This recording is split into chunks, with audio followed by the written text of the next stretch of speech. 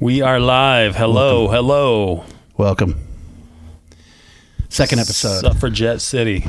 Second episode, dirty but well dressed. Dose. Yeah. So how's it going? Good. Desi. Desi Devereaux. It's butchering names. That's what right. we do. That's right. Like we did with the singer of Bo Nasty on the last one. Steve? Carl? Don? We'll get it. I would like to think that's part of our charm, that we aren't as polished. Hopefully. Yeah. Old band we've been talking about lately. Rough Cutt. Yes. I dug them. Yeah. I was a big fan when I was. It was my very first live concert. Was it? That was your Rough first Cutt live show? Dio. 86? Yeah. That sounds about right. Yeah, because Dio was touring for, oh, God, what was his third record? Sacred Heart? Sacred Heart, yeah. That was it. Kind of a stinker. Yeah, but, you know, hey, man. But hey, like we talked about last podcast, 1985. 1985. It's a hell of a year. Yes. Do you remember that cover that was like burgundy, and then it had some kind of anime silly dragon on there? And was there a crystal ball being held in the dragons in the crystal ball, maybe? So, but that dragon was anything but menacing. Yeah. Like heavy metal covers usually were. Right. It wasn't even silly in like a cool way. No. It looked like they were on a budget. Tight budget. Who can we get to draw this? Yeah. I guess this is what we're going with. Frazetta's unavailable. So. Yeah. Yeah. Yeah. We'll get the dude that does Pokemon. Now the interesting thing about Dio for me, kind of goes back to Sabbath. Yeah, I didn't really grow up listening to Black Sabbath. Okay, you know, that was not something my older brothers were listening to. So by the time I did start hearing some Sabbath, it was when Dio was in it. You didn't hear any on rock radio or anything where you were at? Well, where I was at in Burley, there wasn't really much for rock radio, dude. There wasn't the Snake. No, it was all. That's later, huh? It's all top 40. Oh, really? So, yeah. Okay. So I didn't really grow up listening to much radio. Like, I mean, as a younger kid, radio was on, but by the time I was getting into my teens and trying to find my way musically, there was no radio to pull from, so. Yeah. I mean, around here, we had a rock radio station. And was K-Bear always around? No, Okay. That was later. Okay. It was, I think it was 103. Rock 103, something like that. It's been around forever.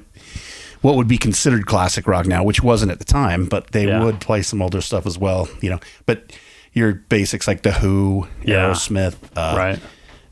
And they played Iron Man, you know what I mean? Okay, a lot. Mm-hmm. So,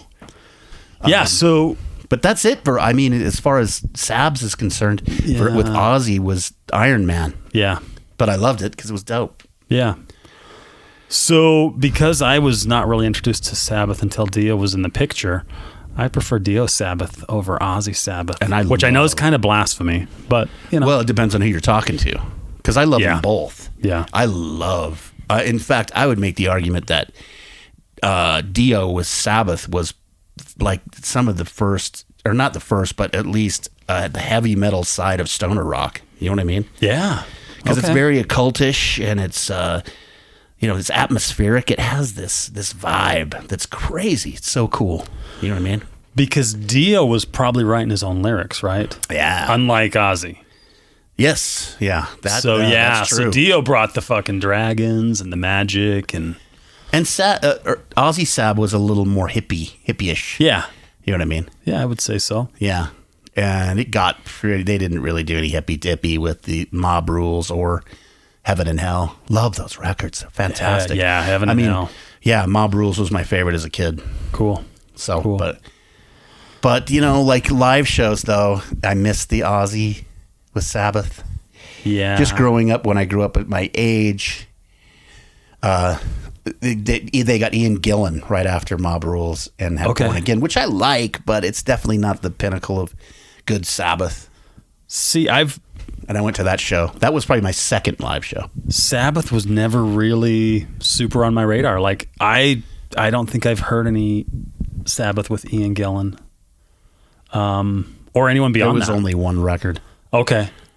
But I did see the Ozzy Sabbath when they reunited and were doing the Ozfest things, but it was Mike Borden on drums, who was in Ozzy's band. Borden, right? The Faith No More guy. Yeah. Oh, yeah. Okay. And it was cool, yeah. but also it's, 35, 40 years later. Yeah. It's not quite the same as it would be, in their Like it youth. was. Yeah, when I saw them, they were doing the whole Spinal Tap deal, which I think is where Spinal Tap got it. They had the mini Stonehenge that came down and shit. It was so dope. Fog machines, they hazed the whole place out. Yeah. Mood red and purple lighting and stuff. It was killer, man. Weed smoke and the Salt Palace. Just Wow. It was heavy metal, man. You know what I mean? There's no magic like that in live shows anymore. Seem to be. Or is it just because we were young and these, undeveloped little brains? I don't know. No, I think that you're right. I think it's true. Except for maybe some maybe indie bands or something, or I don't know if you know Sun, that drone band. Yeah. Noise. Yeah. I went and saw them, and they did the whole atmosphere. They're all in cloaks and they hazed the place out, and just so that was hearkening back. Now, when I went to Psycho Fest a couple of years ago with Daniel, a number of bands came out in cloaks. I don't think there was any big smoke show or fog, but there was a little bit of a light show going on, but it was probably not as cool as what Sun did. Yeah, they were playing at really, really high decibels, so it was deafening at the same time. And Killer. They had Attila from Mayhem, the black metal band, and so he was doing vocals. Oh shit! So it was pretty crazy. It was great show. Cool. But at least for what you were talking about, but that's few and far between. That was one. I think the last big show that had cool effect was Year of the Rabbit that I saw. Yeah, And that was 2004. yeah. Fuck. Okay. Yeah, that's yeah. Yep. I mean, as far as lights and They had the fog. The fog. It was killer. yeah, setting the atmosphere is a big deal. At least it is for me. Yeah. I agree. But so and then after that, I believe Dio came back for Dehumanizer. That's That a was killer probably record. 91, 2. Something like that. It was after that Born Again record, but Yeah. I don't know if it was I know Tony Martin came in and did a record with them, Mm-hmm. and I'd have to look up their discography. But anyway, back to Rough Cut as well. Wendy Dio managed them. Yeah, which is why they were on the bill. That's why they were on the bill, right? Yep. Because I saw that too. That came through here. Did you see that show? Yeah. Oh, okay. Dio and Rough Cut. Yeah. Yeah. Was it very well attended? Well, yeah.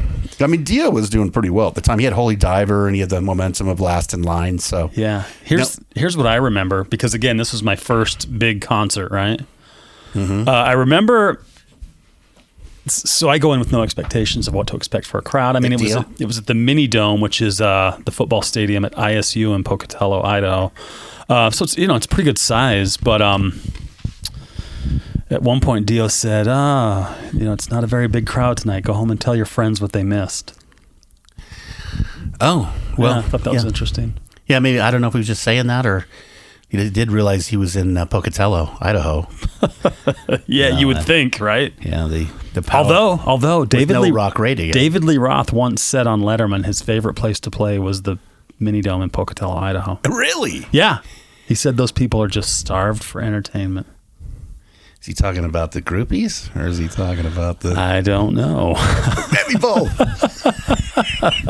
Of course, DLR's, he's a legend, man. Yeah. Guy says some bonkers shit, right? Totally. But anyway, it looks like here... So, yeah. Black Sabbath featuring Tony Iommi was after Born Again. I think that was going to be just a Tony Iommi solo, but they just called it Black Sabbath. Better marketing for sure. Yeah. Then they came back with Eternal Idol and Headless Cross, which I think, and even, is that TYR or Tier? I'm not sure how to say it. I never knew. No. But I think that was, Tony Martin, and they had one other singer. But then Dehumanizer's 92. So you were right. Yeah, you were close. Okay. Yeah, right there. Now, when was Ron Keel supposed to be? Oh. Which he joined, but then he didn't get to record, I don't think. No, he didn't. Ronnie Lee Keel? I am not sure when that was supposed to be. I think it had to have been post Dio, right? Or actually, yeah. Or after what's his name? Gillen had left. I would imagine, but right, that would have been cool, man. Yeah, I mean, why not? Right, give it a shot. Yeah. But so Rough Cut, that was the self-titled record. And that came out in 80. I remember got myself a T-shirt because I wanted to feel cool at high school. Right. Yeah, I got one too. I got that, and I got one of the Dio shirts. You know, I went whole hog. Hey, man. Yeah. Walking around the halls of the school, chest puffed. Right. Rough Cut. Who's that? Do your homework. Yeah, but I was into it, man. They were cool. They weren't on that record showing as much sass. No, like you've said before, that was kind of a dark record. Well, it was a little more darker. Yep. You know, and then they had to. Well, that's maybe because their father was in the band, Paul Shortino. You know, maybe he had older wisdom coming in, and maybe he was splitting between his wrestling career, right? Yeah, and singing for jingles, right? Didn't he sing for that Real Men of Genius commercial a few years back? Did he? I don't know. It sounded like him, man. I could have sworn it was him, but I've never looked it up. Yeah, I mean, when he was trying out for the WWF. That was the poster. Yeah. You know what I mean? Yeah. No, I have no idea. But, he had the oiled chest, which I don't know whose idea that was. But at the time, whose idea was the ripped shirts? But it's killer. I made some pants like Amir's. Oh. I bleached them out. I tried to get them just like that. All right. Yeah. How'd it work out? Not as cool as those. Probably ripped them out pretty quick, right? That bleach just wears the pants out, wears the fabric out. It does. That makes it a lot weaker. Blows it out, yeah. But they lasted, man. Because I remember I bleached out a pair of Levi's, got them fucking white. Like you did the whole thing? Yeah, whole thing. And I took like a marker and was drawing like little black designs. Yeah. Because, I didn't have access to lip service or anything like that. So I had to do it myself. Yeah. And I remember wearing these pants to school thinking I was Billy Badass and totally blew out the crotch. At school? At school. Shit, I gotta go. Yeah. No, I stayed. Oh, you stayed? Fucking rocked it. I had my fucking tiger striped underwear on. Just part of the fucking uniform, right? It is, man. Actually, that's part of it, dude. What an asshole. Well, and then we couldn't get a lot of patches either, so yeah. Did you have a Levi jacket and drew on the back? That's what he did. I had a Levi jacket, but I didn't do anything on it. I would get a few little rock pins. You could buy the pins. Yeah. Like I'd go to a place. We had the Motley pins and the Maiden pins, rat pins, some good rat ones. Yeah, across the pocket there. Yeah, I thought it was pretty cool because for a while, do you remember the old Shout at the Devil stills? Where each of the individual guy. Yeah. I had all four. Yeah, I did too. And then I found a Motley pentagram one. That pentagram was clutch, right? We put drawing pentagrams on everything. Yeah. And I would mix up the pins. I'd take those off, put some other ones on, do some Rat, some Ozzy. Yeah, it was big, man. Showing your colors, right? Yeah. And putting pentagrams on your Trapper Keeper and shit, man. Yeah. Drawing your favorite bands. Trying to draw the other band logos. Yeah. I was not much of an artist. No. So it looked pretty shitty. Yeah. I wasn't either. Yeah. But hey, didn't matter. As long as people could read it. Yep. And knew what colors you were flying. Yes. But they were cool, man. I really was into them, and I thought that show was good. Here's the thing. I didn't really know them. I mean, I'd heard the name. I'd probably read about them in Circus or You went for Dio. or something. Yeah, I went for Dio. And, because, my elder brothers were cranking Last in Line and Holy Diver. So when Sacred Heart came out, I bought that, and I didn't know well enough at the time to know it wasn't a very good record. I just like I've said before, you've got your limited budget for music. And Dio was tried and true for two last records. Why would this suck? It's like we're just gonna Rock and roll children. What is it, Sticks? Come on. That's being a little harsh, actually. Yeah. But, Yeah. So. But yeah. So I'll tell you about the story of how I met Rough Cut. Oh, yeah. We kind of deviated. Let's get back to that. So, growing up in Burley, Pocatello was about an hour away, and my friend Matt Crumley and I got tickets to the show. But, I was like 14 or 15. So his mom drove us in like a little Chevy Citation or something like that. Yeah, it was a Chevy Citation. Yeah. So she drove us to the show, and she got us there. I want to say it was like an hour or so before doors even opened.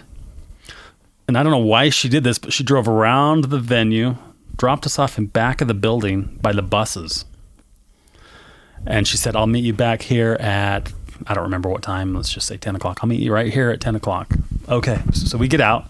She drives off.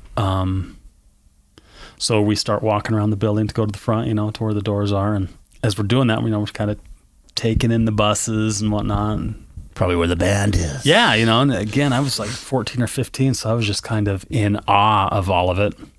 Anyway, we're walking around. Anyway, there's doors at the back of the venue. Anyway, one of the doors opens up, and it turns out it's Matt Thor from Rough Cut. Bass player. Yeah. And again, I didn't really know Rough Cut, but my friend Matt did. Oh, okay. It's funny. Both of these guys are named Matt, right? Yeah. Matt Crumley and Matt Thor. So my buddy Matt goes, hey, aren't you Matt from Rough Cut? And he kind of yelled it from a little distance, and Matt Thor stopped and said, Motley Crue? And he goes, no, aren't you from Rough Cut? And he goes, yeah. I'm Matt too. We have the same name. Yeah. So anyway, we're like, cool. And anyway, I could kind of tell like Matt Thor was looking at us, a couple of young kids, a couple of dorks. Not girls. And he's just thinking, I just got to get out of here. So he said, hey, if you guys are interested in getting autographs later, he said, grab a poster or whatever, and here's our bus. Oh, that's cool. He goes, come knock on our door during Dio's encore, and we'll sign a poster or T-shirts for you. That's really cool. And we're like, okay. Take care of the fans. He's like, all right, catch you later. And he walks off. And so we're like, oh, okay. I didn't put much stock into it because I was pretty shy as a kid, and I didn't really. Yeah, I was too. The idea of getting on a band's bus, I just wasn't really interested. Wasn't like we were sneaking into Orgy or Loving Rockets. Right. Really. That was a funny story. Of course, Ruben was spearheading that anyway. And hey, there's a Rough Cut connection there. Orgy. Oh, yeah, because Amir played for Orgy. That's right. That's right. He did. Well, weird. Holy shit. I was excited just enough that we just met Matt Thor. Just met a rock star, right? That was enough for me. So anyway, we go to the front. We wait until the doors unlock, and we go in. And like I said, I grabbed a Dio T-shirt and a Rough Cut shirt. Can I ask you what the Dio shirt looked like? Dude, it was a light gray T-shirt. It was gray, huh? Yeah. Did it have the softball sleeves or no, short like sleeve? That? Short sleeve. All right. It was similar to the cover of the cover record. Okay, I think I remember those. It's not very cool, but and the Rough Cut one was. It was the cover of the album. Yeah, that's the same one I got. Yeah. And it had the dudes on the back, right? Is that right? I don't remember the tour dates. They usually had the tour dates with maybe like the heart. I think it was tour dates. I don't remember there being a picture of the band. Okay. And I later shredded that shirt like rock style, like them on that. Yeah. Anyway, so we go in, we get our T-shirts. We had seats for the show. We weren't on the floor. Oh. Yeah. I don't know why that is. Anyway, so we grab our seats, and Rough Cut plays. And I mean, this is the first professional live band I've ever seen, dude. I was blown away. I bet. I'm like, holy shit. This is cool. Killer. Dudes with hair. And loud guitars. Cool instruments. Smacking the drums. Drummer had a big old drum set. He did. Yeah. Alfred. Yeah. Huge, right? Yeah. And plus he was killer and showman. Yeah. Well, and having not really seen any drummers, he had a couple of China cymbals. Right. Yes. I'd never really even seen those. So I was like, what in the fuck? Cool. Yeah. Anyway, watch that. Watch the Dio show. It's a great show. Great show. Anyway, when Dio came out for his encore, my buddy Matt kind of gives me the elbow, and he said, hey, should we go get posters and get Rough Cut to sign them?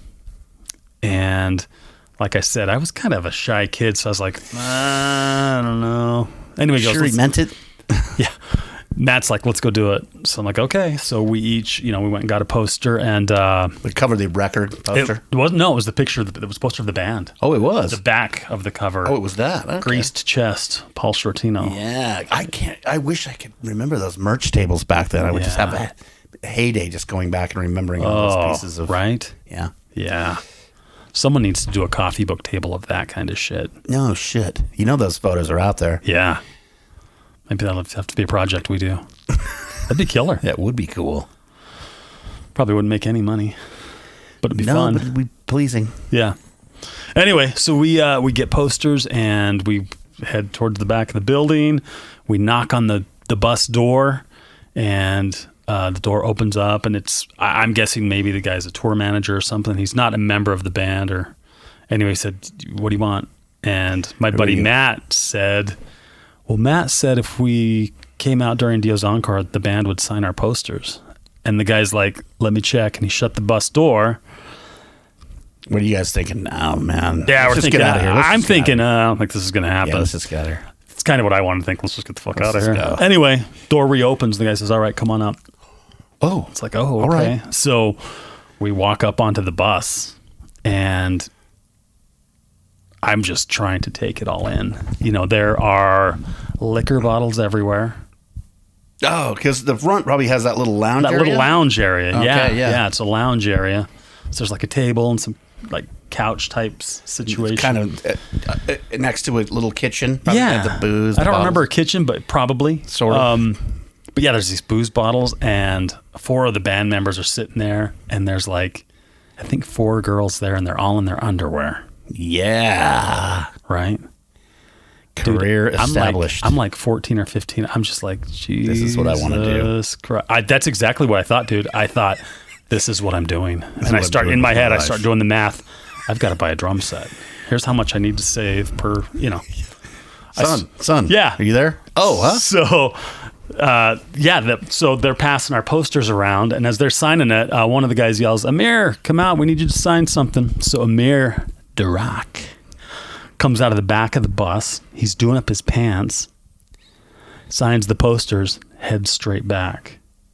And you guys are like... And I'm just like, oh, I think I know what's going on back there. Yeah. And these girls are with the other guys, and I think I know what's about to go down, right? Yeah. I'm buying a fucking drum set. 80s life. Yeah. 80s rock star life. So they get it signed, they get our poster signed, give them back to us, and we're just kind of standing there. And then the guy who answered the bus door, he said, "Well, you guys should probably get going." And we're like, "Oh, okay." Right. So we get out of the bus, and we go back to where Matt's mom is going to pick us up, and she picks us up, I don't know, 20 or 30 minutes later. Dude, we mostly drove that drive back home just in silence. I was just trying to process. Your heads were spinning. Not even the show, it was the experience on the bus. Yeah. And booze and babes and rock and roll. Yeah. And sometimes I wonder how accurately I remember that. Doesn't matter. It doesn't. But I wonder, was it an old RV and it was some fat girl? And that's only the memories that you 12-pack of Keystone beer down the lane as you make things relevant. Yeah, but back then, it was all magic. It was. And you know what, dude? I thought when I looked at those guys, I thought Amir Dirac, he must be Persian. He's Iranian. I thought that too. I thought he was like a Middle Eastern dude. And then your brother, which we need to have him tell his rough cut story at some point. Yeah. He went up to him and said, hey, are you... Amir Dirac? Amir Dirac. And then... Amir Dirac. So silly. I had never even put that together until then. Because I'd never thought about it after that. You know what I mean? It was like, oh, that was that. Yeah. That's fucking funny. Amir Dirac? We all took it so serious, man. Yeah, we did. We did. Amir Dirac. Oh, gotcha. Sticks it in ya. Got it. Got it. Right. Play on words. Yes. Gotcha. What a fun time it was for that stupid shit. So I imagine that took a long time to wear off. To this day, I don't think it completely wore off, Todd. It's still with you. That's why we're telling it. That's right.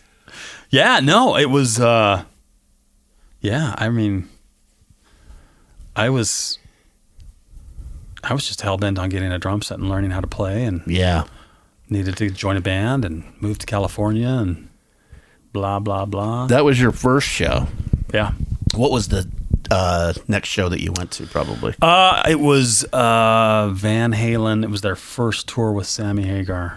Oh, okay. The 5150 record or something? That would have been like 86, 87? I think so. Yeah. Sounds about right. Yeah, 5150. Same place, the Mini Dome in Pocatello. Bands used to hit that on a regular basis. That used to be a regular stop for big bands. Was that easier to get to than Boise? Was it closer? I don't know. Didn't they go to Boise? I guess it would kind of depend on routing. I don't know. You know, the funny thing is, I wasn't really in touch with what was happening in Boise. Yeah. I mean, I did end up seeing some shows there, in my high school years, but I don't know. Yeah. There wasn't the internet. We couldn't really find out. Right. You had to kind of watch marquees. I saw Crew in '85, Crew and Autograph in Boise. Over there at the BSU Stadium. Was that the Theater of Pain tour? Yeah. Yeah. I saw them with Loudness. Nice. Yeah. I don't know which was first. Sounds like they probably did a couple of world. I think they toured that record for 2 years straight. Probably, yeah. Yeah. The touring regiments back then, man. Right. Unbelievable. Yep. Yeah, Autograph, it really showed they only had one hit. That's the stuff. That's the stuff. Yeah. Is it? I don't know if it is. Yeah. No, Turn Up the Radio. Yep. Still gets, I'm sure it's the royalties trickle in a little bit from that song. It's, it's probably on karaoke and all sorts of music and it's put certain places. So. Yep. So anyway, after that Dio Rough Cut concert, I went back and I, located that Rough Cut cassette. The first one? Yeah.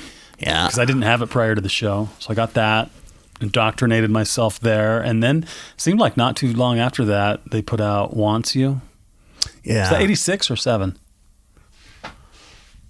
Doesn't matter, but I think that pretty big departure in sound. Yeah, the self-titled was 85 and Want You was 86, so yes. Wow, it's crazy to think bands used to put out a record a year apart back then. Yeah, it is. That's quick turnaround. Yeah. It's like old Kiss. 2 a year. Yeah, back then. Yeah. No time. 70s. They didn't ever fuck around. They just they toured. Probably wrote a little bit on the road, maybe some riffs here and there, sound check. Probably. Yeah. Back in the studio. Yep. Record companies had them just churning it Yeah. out. Yeah, so Wants You 86. Wow. And really definitely more positive, more rock and roll vibe. More anthemic.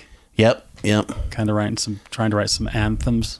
Not even sure who was involved in the writing. Same guys. I never really looked at it. You know what I mean? I should look at that closer and which. And you had both of those on vinyl. I did. Wow. I did. I need to re-get those. Those were good.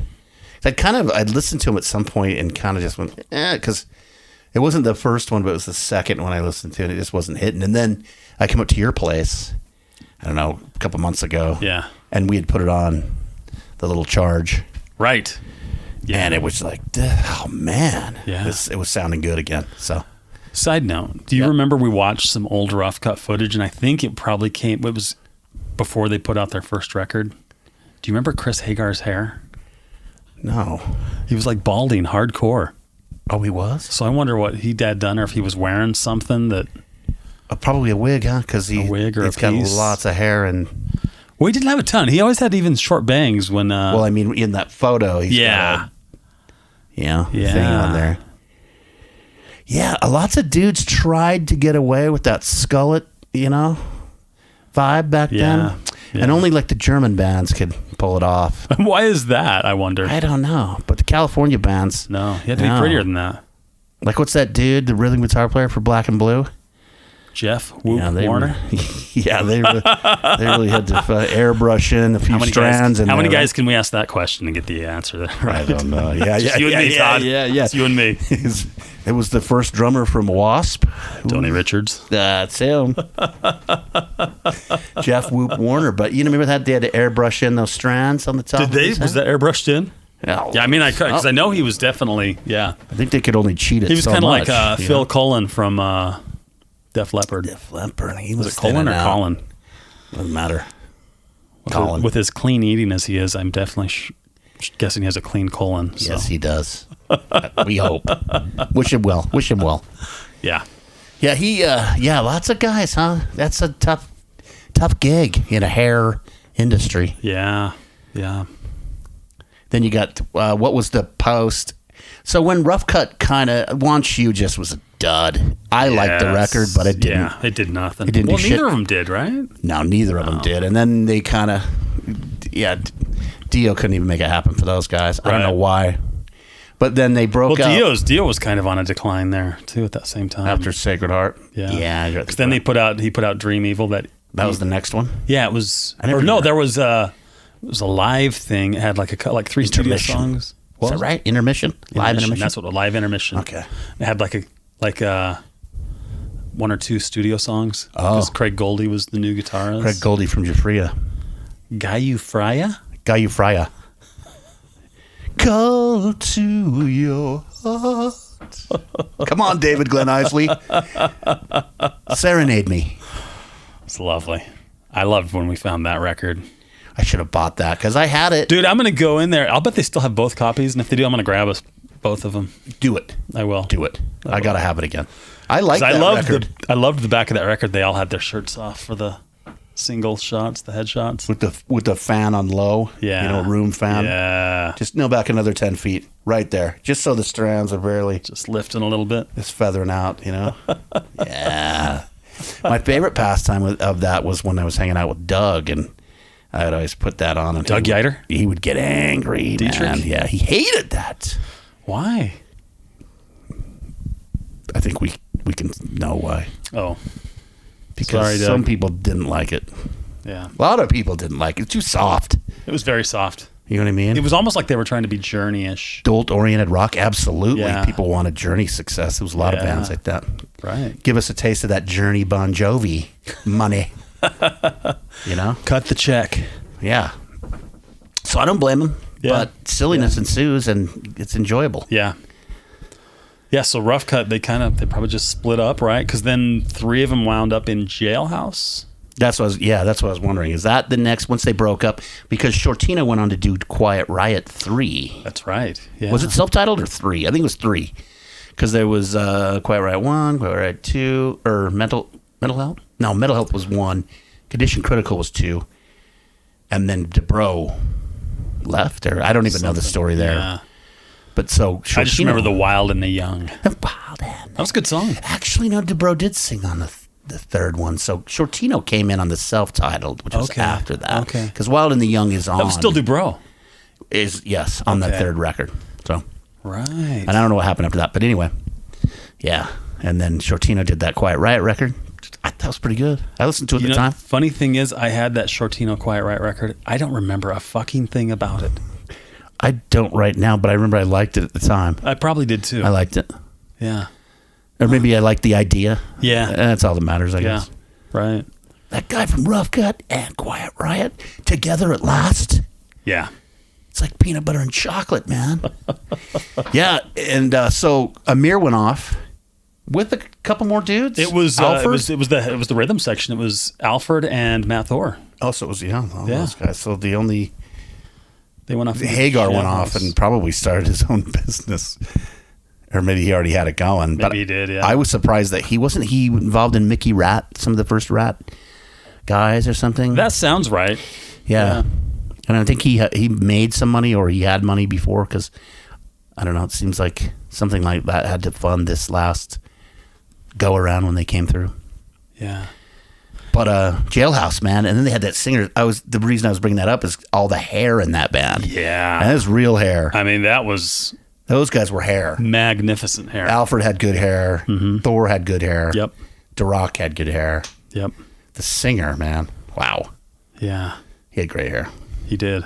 And who was the other guitar player? Shit, I can't remember his name off the top of my head. Let's look him up. He was pretty. I remember that. The guitar player? So that, that's definitely what that industry wanted. Mm-hmm. Someone who looked good. Yeah. And Jailhouse, did they just release that live thing with a couple of... I just saw that. one studio song? I'm trying to remember what they even released. Whoa, oh. Modern Girl. Raphael. Michael Raphael. Do you know him? Did he do anything? There's Matt. Look at that. Yeah. This dude looks like he's got something going on too. That's the singer. Yeah. Yeah. There's Matt. There's David. There's Raphael. Yeah. I remember I saw their bus pull up in front of Heavy Metal Shop. Jailhouse? Yeah. Oh. I didn't know it was them at the time. We were down there, but I remember the singer jumping out of the bus, walking in, all leathers all the way down. Done up, Just flipping the hair. He was doing this. His blonde locks flying. For those of you that cannot see, TT Scarcelli is whipping the head around, getting the mane out of the face. I keep doing this. I keep doing non-visual. It was like that Slick Toxic video you sent us the other day, that singer doing the hair flip all the time. Yeah. Yeah. Ah, what a great I love Slick Toxic. Yeah, we might have to go video in the future on the old dirty but well-dressed. We have to. So we won't have to do this. I keep forgetting non-visual. Anyway, he was flipping his hair, and he was like, hey, I knew Jailhouse was in town, so okay, that's Jailhouse, man, because I know no other motherfuckers look like that around here. Yeah. That's Hollywood, California. That's awesome. Yeah. So they only had that one release, right? Yeah. Jailhouse? Yeah. They had the self-titled, right? I believe, Demon Doll just released something else. Well, what was that live thing they put out that had the studio... Alive in a Mad World. Alive in a Mad World. Actually, that's the first thing I had. I bought that on tape. Yeah, I had that too. Because it had the dudes on there. That's what you were talking about. But I do have it on CD too. Modern Girl. Oh, you do have that? Of course, yeah, you got all this shit on CD. Yeah. That's killer. Amir Derek. Amir to Rock. Amir to Rock. Oh. Yeah, so, and then, I mean, was that the last band those guys did before Orgy? Like, Amir went on to Orgy? As far as I know. But speaking of Orgy, didn't Chris Hagar do like a lead on one of the songs? I think on the second record, I want to say. Let's go as obscure as possible. Chris Hagar. Oh, look at that old photo. Mickey Rat. Oh, That's can you blow that gone. up? Can you blow that up? Not really. Yeah. That's all right. Oops. If I had another hand, I could. Chris Hagar. Yeah, there he is. So, yeah, look at that. Right, driving on E. I thought that he was involved with something like that. And that would have been 1980. Early Mickey Rat. Jesus. Stars. Remember that? That photo had all those dudes. We're stars. Yeah, you're right. I just saw what you were talking about. Yeah, those guys, some rough cut dudes. Rob Halford, Vince Neil. There's Shortino, Jeff Tate, Carmen Apice, however you say it. Is that Blackie Lawless, I think? Chris Holmes? Yeah. Is that Nuge back there, or Vivian Campbell? Brad Gillis? We know our guys. Yes, we do. I can name all these Benally, guys. Carlos Cavazo. Dio. Is that Neil Sean? Was he in on this? He was, wasn't he? Was he? I don't remember. That's a really small picture to be figuring this out, huh? Anyway, but you were right. Here's what you were talking about, which is Where's Gerald? Orgy, Vapor Transmission. Oh. He played on that. All right. So that's cool. Yeah. It's a great song. I like that record. That was a good record. Vapor Transmission. It was a little more same sound as their other record, but just a little more A little more rocking. Yeah. Definitely. A little more punch to it. Yeah. And then Rough Cutt got back together in recent years. Yeah. Because you did backline for him. Yeah. We took out some, that came in, the backline rider, and I was like, oh, man, I sent this to your brother and you, I think. Yeah. Took a photo. I was like, look who's in town, man. Well, you made me a copy of that because I found that you got one of them. The debut album on vinyl. That's right. Yeah. That jacket's hashed, huh? Beat up. But, It's okay. Yeah. You can still see the dudes. Oily chest. Greased up. Ready for sex. With the thing. Yeah. Is there any other rock things I can put on? Chain. I've got this belt. All right. It's tied around your shoulder. How about that? Can you run that across your chest? Puff that out a little. All right, there. Give me 15 push-ups and then we're going to take the picture. Yeah, get it puffed. It was a dope picture, man. It's like being an underwear model and flicking your dick a few times before they take the picture, right? You got to get a little blood in there. Redden that shit up. Yeah, dude, but they were easy. They were cool. They played at Liquid Joe's here in town, and they had a pretty easy rider. I would make it easy if I was out doing this stuff. You never know what you're going to get from town to town, so just give us DW and Marshall. Boom. Ampeg. We're good. Sweet. Yeah, I didn't go to the show. I know, man. I don't even want to start with this line of questioning because I would fail miserably at the Plexi show, the Rough Cutt. Even Lynch Mob's played a couple of times up there that I haven't gone to. Okay. I think most of the reason is I don't want to be around in case the gear goes down. Oh. Because I was so roped into the gig, I'd feel like I was on the job, you know? Yeah. Of course I would. Yeah. And then Rough Cutt kind of broke up again, and they joined up with the two Quiet Riot dudes, or one Quiet Riot dude. Rough Cutt? Yeah. Rough Cutt? Rough Riot. Oh, I don't know too much about this. What is this? I want to say it was Shortino. I don't know. Oh, also Shortino's doing a thing where they're covering old Dio songs, right? I don't know. Yeah.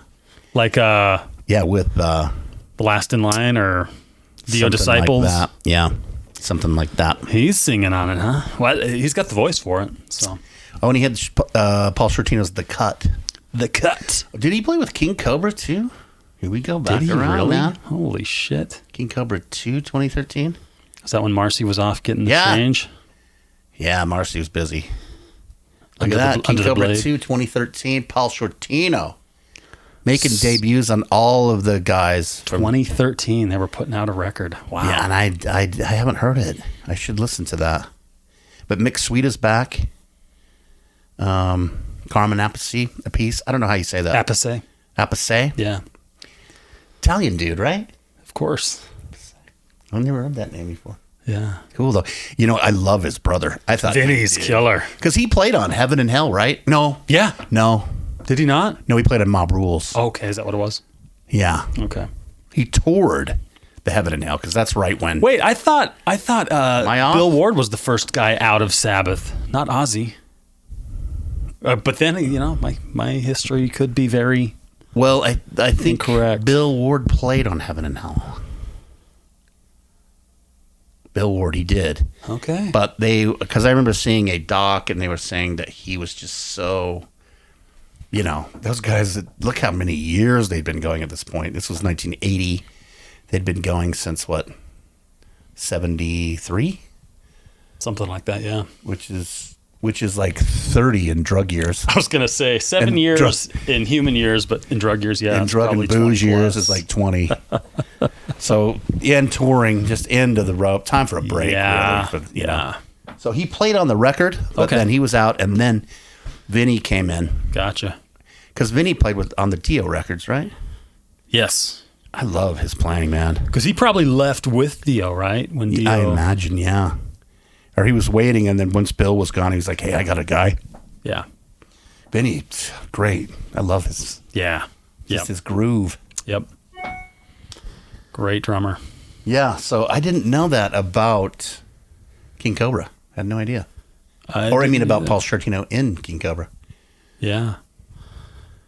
I wonder if he has to cover Iron Eagle from Thrill of a Lifetime. Do you think that's one that's in Never the set say list? die, Iron Eagle. Nothing's for again with the video. Right? Have you seen that video? No.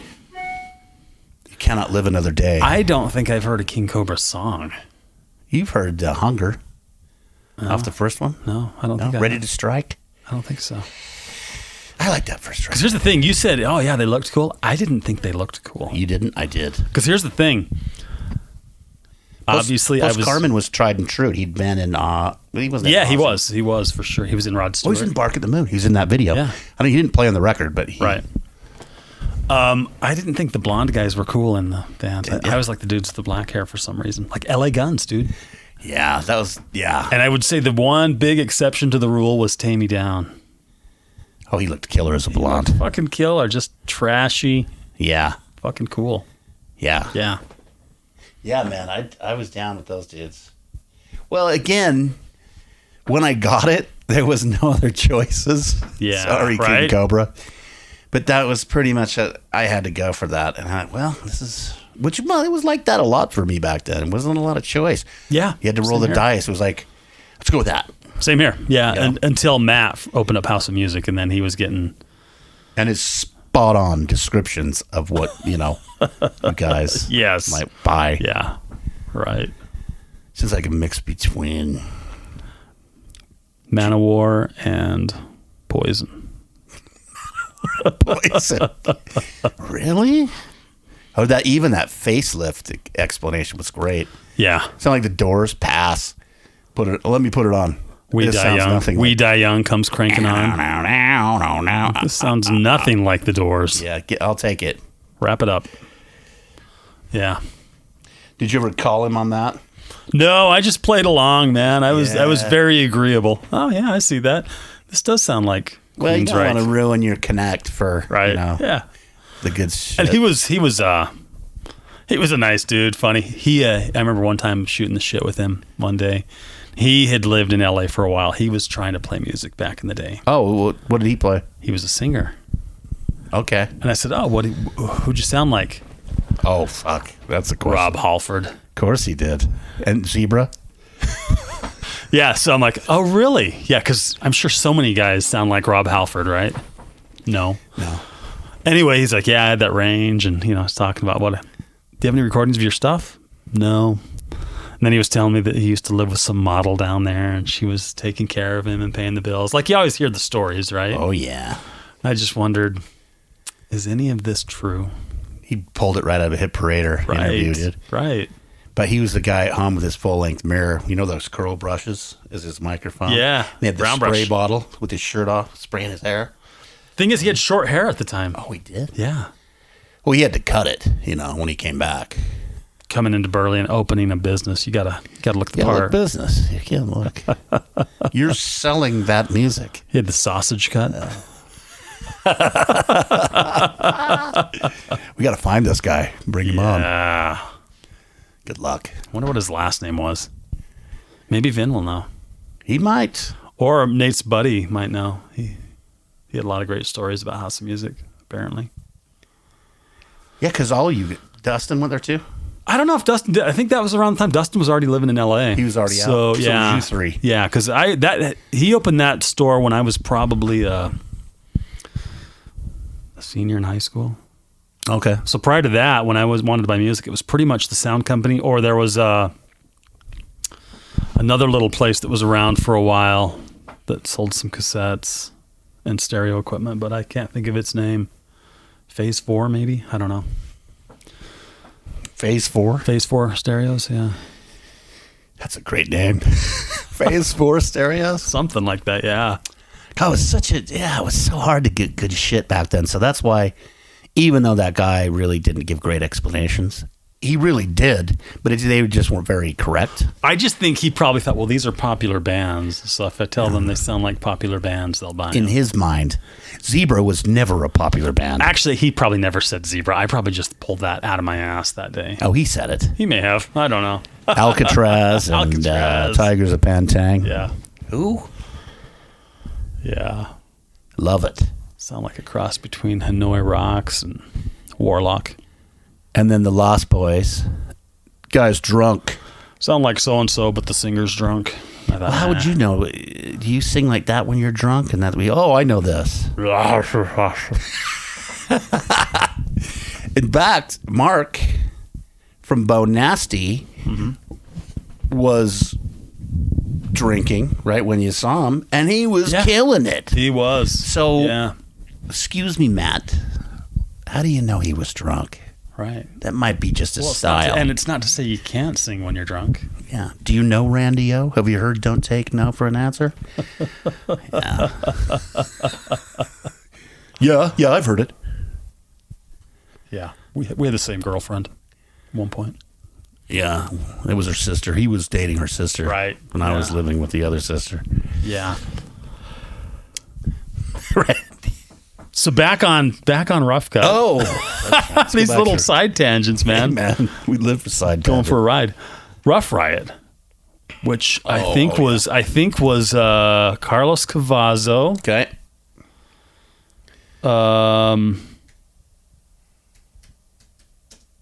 Looking up some Rough Riot here. Rough Riot. Oh, are they a cover band? They are, huh? They just Rough Riot? Yeah. I don't know. Oh, I don't see them in here. I thought they were going to do like Quiet Riot and Rough Cut shit. Let's try. Oh. That would definitely be a cover band then. Yeah. Here we go. There we go. So let's see. The awesome convergence of two powerhouse 80s metal bands. Yeah. Cavazo, Shortino, Mcnabb. Oh, Sean Mcnabb is a bass player, correct? Yeah. And he's played with Lynch Mob. Mm-hmm. That's the only one I know. I've just seen his name on that. Yeah. Now, there were more guys in it than this, but they've, like, a couple guys peeled off. And I don't know if it was Rough Cut guys. It probably was. Guys like Mcnabb kind of play in a lot of different bands. Yeah, they seem just He's not like a standard member. He'll do this, then he goes, oh, you got some dates with Lynch Mob. Oh. I can do those. Yeah, I got that. Yeah. Hired Gun. LA Guns wants me to come out for a few on the Monsters of now, Rock which cruise. LA Guns? Are we doing the Riley's LA Guns or the Phil and Tracy LA Guns? Hopefully for him, both, because that's double duty and the paycheck's bigger, right? More money. Yeah. He doesn't care. Exactly. Maybe he does. I don't know. I shouldn't speak for him. But yeah. Okay. And the Bullet Boys are back together too, right? Yeah. Yeah. So Rough Riot. All right. Rough Cut, Rough Riot. It's Shortino. Wasn't Amir and Julian K with the other dude from... That was it. Isn't that the Linkin Park band? No. No, still no? No, because Julian K sounded kind of Depeche Mode-ish. Yeah, all right. Julian K. Here we go. Oh, I could have just looked right there. Brian Shuck. And Amir. Amir was in there. Yeah. Okay, so that's another one. Those two seem pretty joined at the hip because they were both in that band with Screamy McScreech from Screech Hammer. That popular band. Yeah. Oh, Linkin Park. Linkin Park, yeah. Which we still haven't, I don't know. We haven't determined what that band was called. Let's see what that is.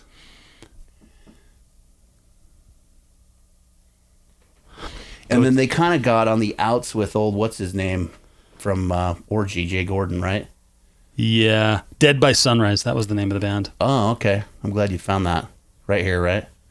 I just saw it associated. Oh, okay. Which really, I think I saw a video. I never heard it. But, I don't know. I was never a huge Linkin Park fan anyway, so. Same. I think that it was a little generational for me. I was very, Yeah. Yeah, because I never liked that dude's voice. It was like a, kind of like a Limp Bizkit, right? A little bit. Didn't they have the rap in there too? The rap. Well, I think the other guy rapped. And he was like the singy screamer. Singy, screamy, rappy. Yeah. Not really up my thing. Nope. Not enough lipstick. No, or sass. Come on, man. Right? Step it up, ladies. Yeah. But of course, Amir's still doing his thing. You know, Amir and Ryan, their guitar thing they did in Orgy was pretty cool. Really cool. You know, they had the XR7 Yamaha, or the synthesized guitars and stuff. Just cool sounds, man. Yep. Cool idea. Yeah. So it was the turbo love of their time. It was, dude. Turbo Lover. Yeah. That's right, Turbo Lover. Yeah. Okay, Ryan and Amir are the KK and Glenn of the generation, that generation. Right. Yeah. The Ryan Shuck's a hairdresser. That's right, he is, huh? Yeah. Isn't that dude from Utah? I don't know. Let's look. Are they still doing music? I'm sure they are. Dude, they've got to be. I think they're kind of joined at the hip for life. No, he's not from here. Okay. Off. Maybe I was thinking of the blonde girl in Butcher Babies. Is she from here? Yeah. Really? I think so. Well, that's cool. Yeah. You're right. Cosmetology right there. There you go. And a hairdresser. You guys should do a collab. Collab. That'd be dope, dude. Bring my electric drum set.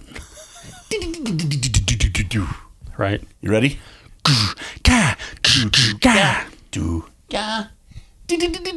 No fills. No fills. No fills. Just do the beat. Are you sure? Trying my hands behind my back. So anyway, yeah, that's the our rough cut knowledge. That's what we got. Yes.